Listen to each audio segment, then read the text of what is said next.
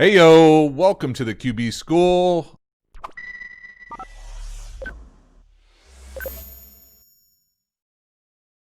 So, one of those things where it would be kind of borderline irresponsible of me not to mention what's going on with the George Floyd murder, and then just kind of the civil disobedience that has kind of emerged because of it. And so I really want to spend a few minutes.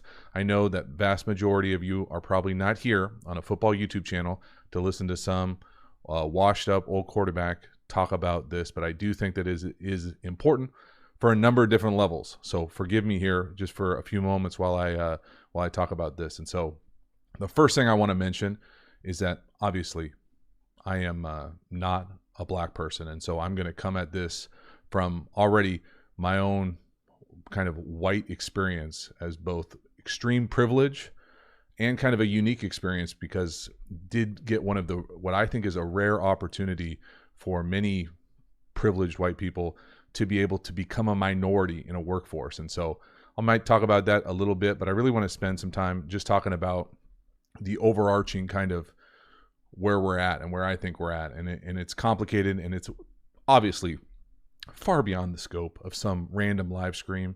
And I know that people aren't here to hear me kind of internalize it, but I really do think I'm doing myself a disservice, even with the, size of the audience that I might have on whatever platform. I think that there is a responsibility to say something. So I want to make sure that I do say that. And so the first thing I want to say is that I stand, empathize, try to be as most compassionate as possible to the black community as they continue to suffer through what I'm going to call systematic institutional racism. And the output of that is police violence towards the black community. But I really think that is one output of the overarching problem, and it has been the problem through the DNA of this country. And as we continue to kind of avoid the awkward conversations of what that looks like as far as racism in this country, and country meaning America, and really worldwide on different levels. I can only speak to my own experience in America for the most part.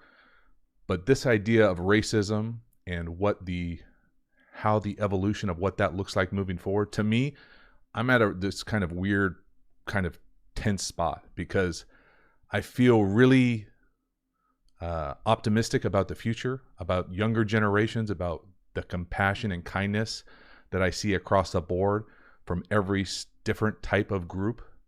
And then I see the reality of it.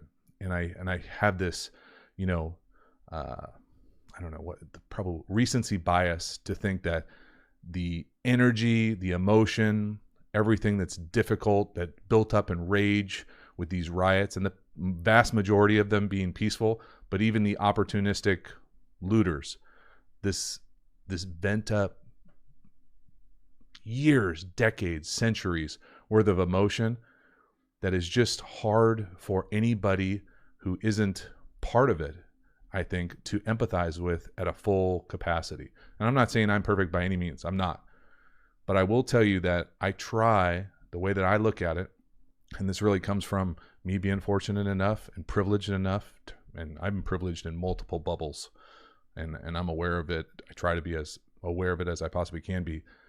But this idea being that I try to empathize first. And in fact, if you go to the coach's office, where I coach at a high school in San Diego, the only sign we have in the coach's office is empathy first, judgment second.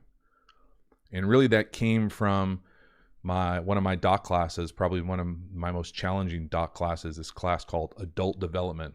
And the final in this class is pretty rigorous, probably the most rigorous curriculum I was ever part of. And it was kind of a Socratic final in front of your peers.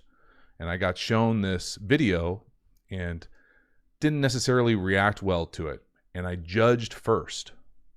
And I didn't try to empathize and really feel what the other person, the reason I was being shown this video, the intent, the emotion, the capacity to empathize, I just hadn't fully developed at the time, and still haven't fully developed. It's an ongoing process.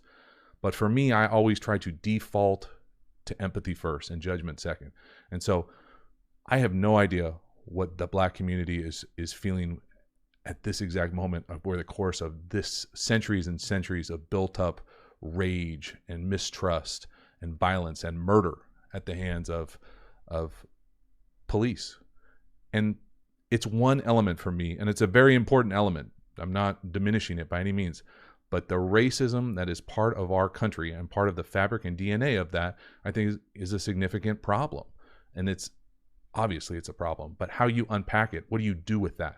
So the two things I want to say about this is, one, the white community has to, and I struggle with this over the course of my kind of intellectual evolution, is you have to acknowledge the fact that just because you weren't around then, you didn't live then, your ancestors, your grandparents might not have owned slaves, you still profit from the privilege of what being white is in America. And the fact that you can't even, or may not have ever had to think about it, in and of itself is a sign of that privilege. And so you're going to have to do your own reflection. It's beyond the capacity of this live stream that should be about football and RPOs. But I want to talk about it because that element has to be reckoned with at some point as far as a white community. That's the first part of it. The second part of it is, what of all this emotion, this energy, these peaceful protests, these riots, what part of it? I'm not going to diminish the riots. This country is built on essentially riots, and I'm not going to condone arson or anything like that. But there's an element of that. If you understand the history of America and revolution, you understand that this is part of the fabric of our country. And so within that, what is going to be the outcome? What are we going to be able to do as a community, as a group of people, as a country, to be able to then actionably be able to transfer this to whatever change we want to see? I want to be part of the change. I want to be part of the solution. Okay, what does that look like? Who of all these people, and this is where I'm kind of getting bubbling over my own pet peeves, I see all these random statements from leagues, teams, head coaches, players, white allies, and I get it. It's important to take those steps.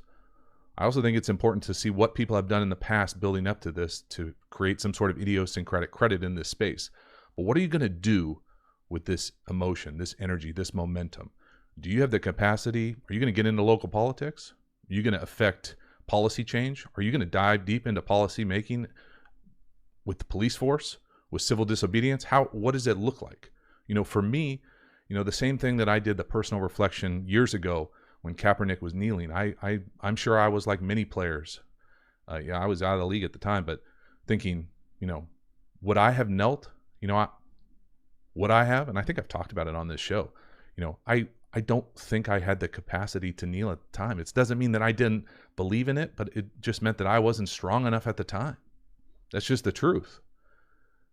And so I have to unpack to see exactly why that is. It just wasn't that important to me at the time. Now, is it more important? Am I willing to do the work? Am I going to go run for city council? Am I going to go run for school board? Am I going to run for some sort of local office to instill this type of change? Am I going to go get people to vote? I think, and that's really the part that I think I want to see the transition as quickly as possible to not to diminish away from the protests. They're important. The reflection on the riots are important. But what is the outcome? What is the actionable outcome of this? Are we going to vote to make a change? Are we going to vote to see the type of leaders we want to see in political office? I mean, I'm in California, Southern California. You don't have to be a rocket scientist to see my political leanings. But I mean, I live in an island of Trump. I live in a bubble of old, rich white people.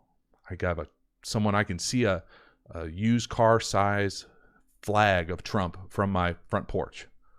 So it's my reality over here. It doesn't mean that I'm not going to vote. It doesn't mean that I can't do more as far as registering people to vote in swing counties, in swing areas. That's what I need. Maybe that's where I need to do. If I'm not going to run for office, or I'm not in a spot where I want to run for office right now, what else can I do? What other actionable items can I do?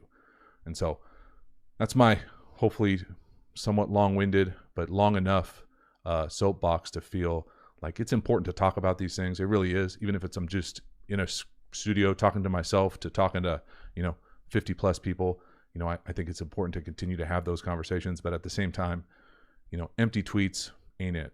and so start having that plan of what it looks like moving forward to continue to have difficult conversations to push the equity agenda forward is something that's important to me. Been important to me for a long time. Hopefully, if you're a fan of the channel, you've seen it bubble up in different videos, different conversations. So I appreciate it. Let's go.